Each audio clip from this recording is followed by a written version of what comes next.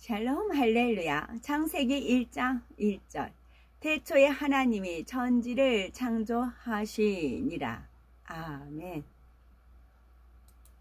디모데후서 3장 16절. 모든 성경은 하나님의 감동으로 된 것으로 교훈과 책망과 바르게 함과 의로 교육하기에 유익하니. 아멘.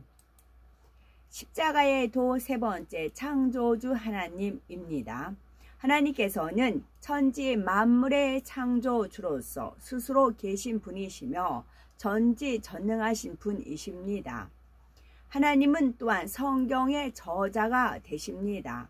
세상에는 그 수를 헤아릴 수 없을 정도로 많은 책이 있습니다.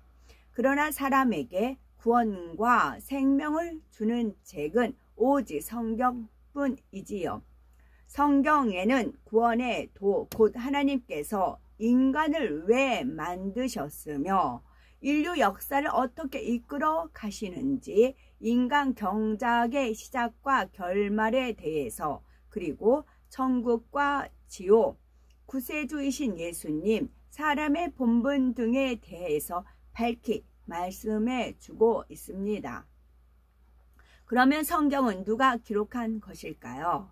성경은 구약 39권, 신약 27권, 총 66권으로 이루어져 있습니다.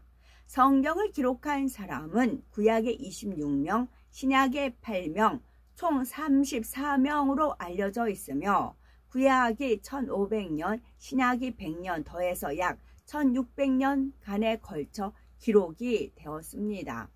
34명의 기록자들이 있지만 이들은 저자가 아니라 대필자일 뿐입니다. 만일 어머니가 작은 아들에게 편지를 쓰려고 하는데 같이 사는 큰 아들에게 편지 내용을 불러주어서 기록하게 했다면 누구의 편지일까요? 기록자는 큰 아들이라 해도 분명히 어머니의 편지인 것처럼 성경도 하나님께서 합당한 사람들을 주관하셔서 성령의 역사 가운데 기록하게 하신 것입니다. 성경 전체의 저자는 하나님이십니다.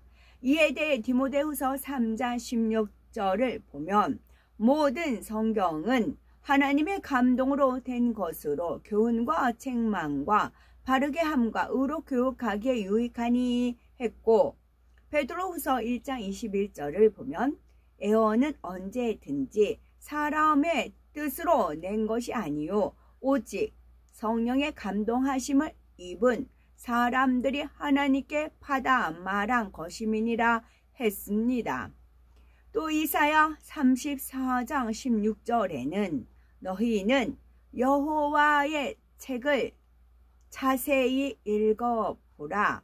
이것들이 하나도 빠진 것이 없고 하나도 그 짝이 없는 것이 없으리니 이는 여호와의 입이 이를 명하셨고 그의 신이 이것들을 모으셨음이라 하셨지요.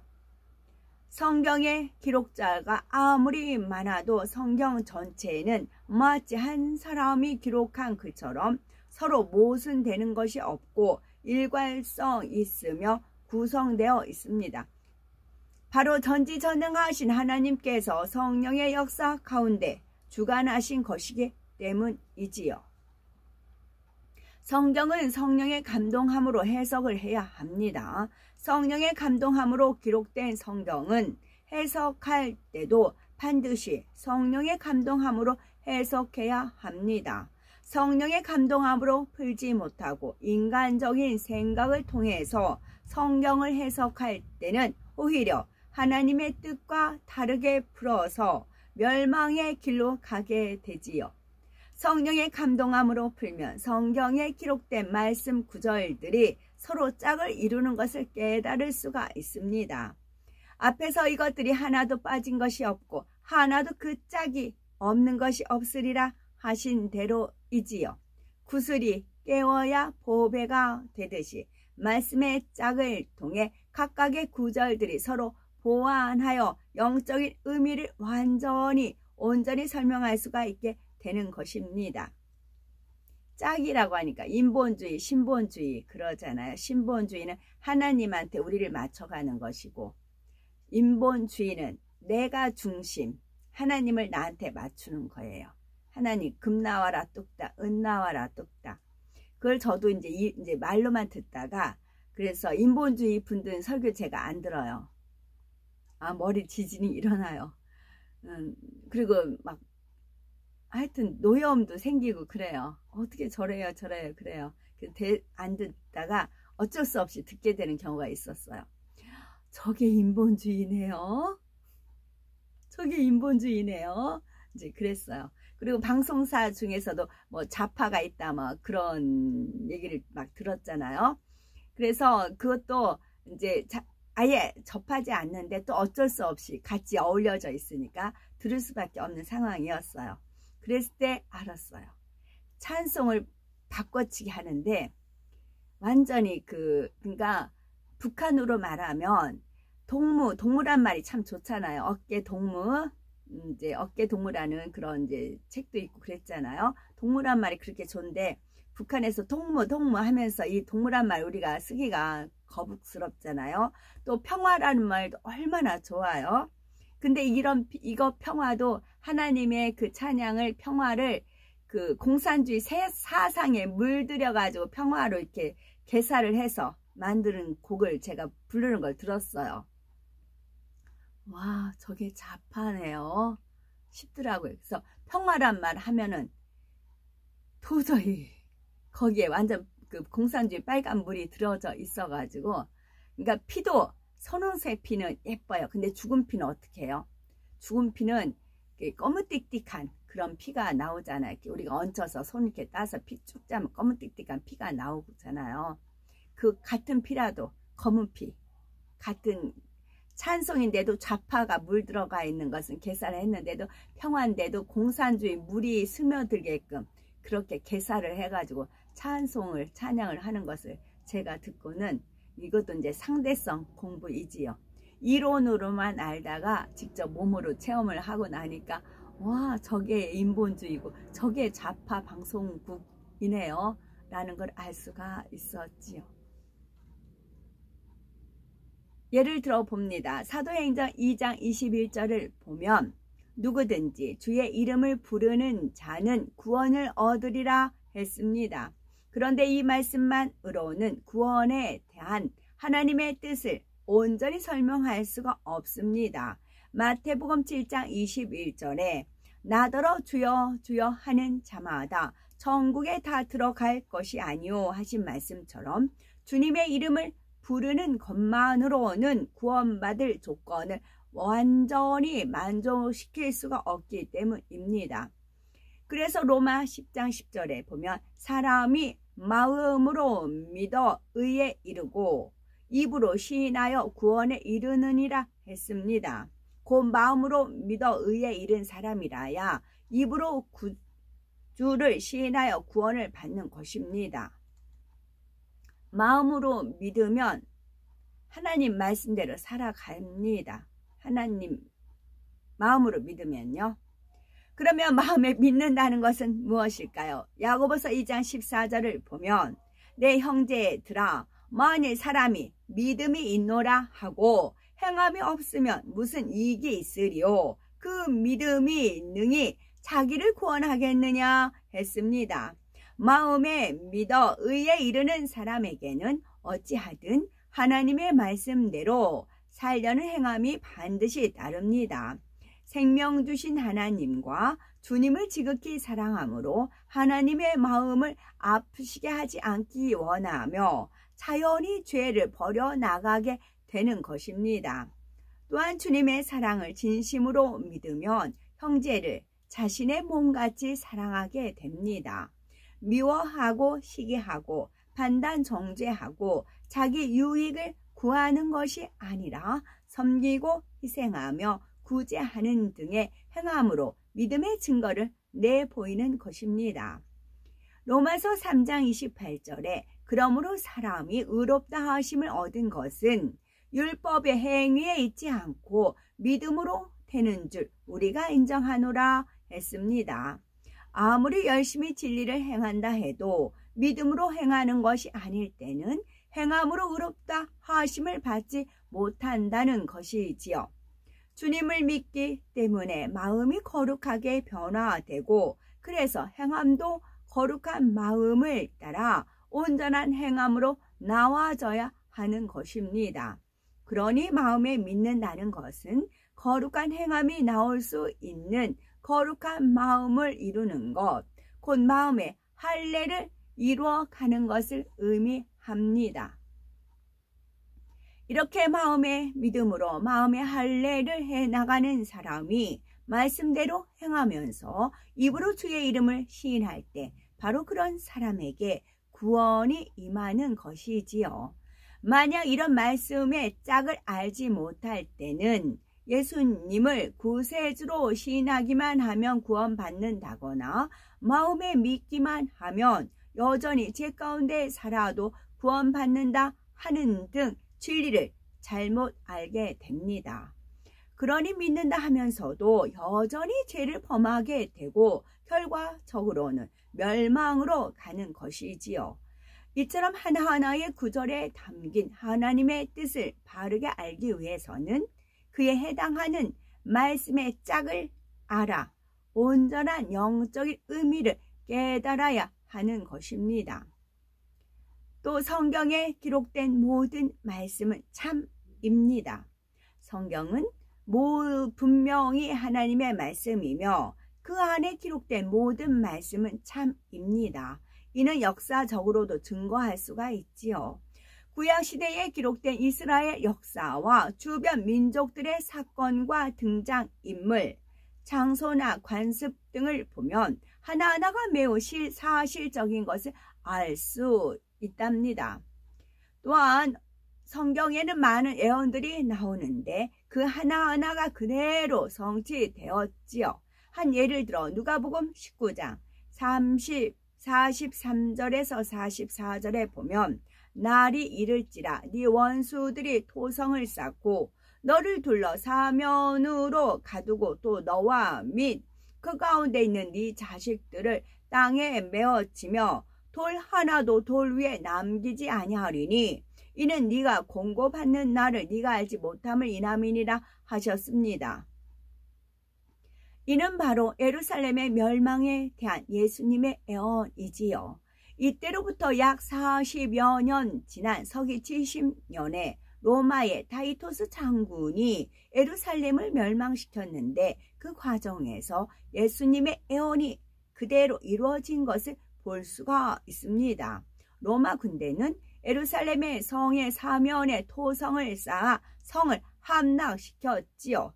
성을 점령한 후에는 어린아이까지 잔인하게 죽였으며 돌 위에 돌이 쌓여있지 않을 정도로 건축물을 완전히 회파했던 것입니다.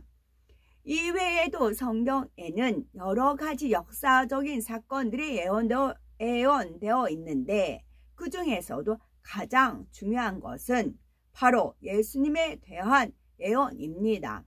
하나님께서는 구약 곳곳에 메시아가 되실 예수님의 탄생과 사역, 고난, 부활 등에 대해서 상세하게 예언하셨는데 예수님께서 구약의 예언을 온전히 성취하신 내용이 신약에 상세하게 기록되어 있습니다.